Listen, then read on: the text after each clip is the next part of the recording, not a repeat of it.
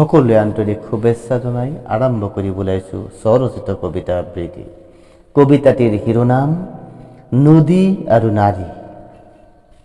আপোন পথত প্ৰবহমান যোদ্ধাৰ দৰে আগুৱাই বাধা বিঘিনি নেওচি সহ্য কৰে অনেক। কণ্টকময় পথেৰেই কিংবা চিধা পথেৰেই আৱৰ্জনা পৰিষ্কাৰ কৰি নিকা কৰে জগত, শীতল কৰে সবকে। নাৰী নৈৰ লেখীয়া কেহ কঢ়িয়াই লৈ ফুৰে মৃত্যু সম বেদনা, বসুন্ধৰা হৈ আঁকোৱালি লয় ধৈৰ্য আৰু সহ্যৰ প্ৰতীক।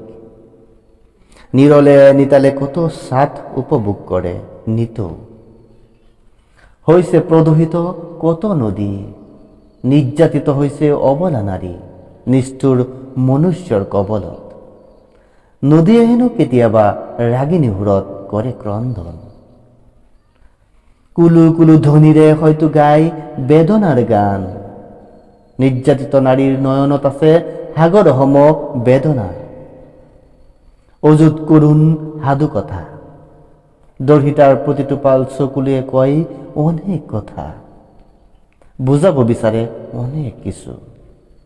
সভ্যতাৰ ইতিহাসে বহন কৰে ইংগিত দুয়োৰে, নদী আৰু নাৰী একেটা সোণালী সাঁকোৰ বন্ধন।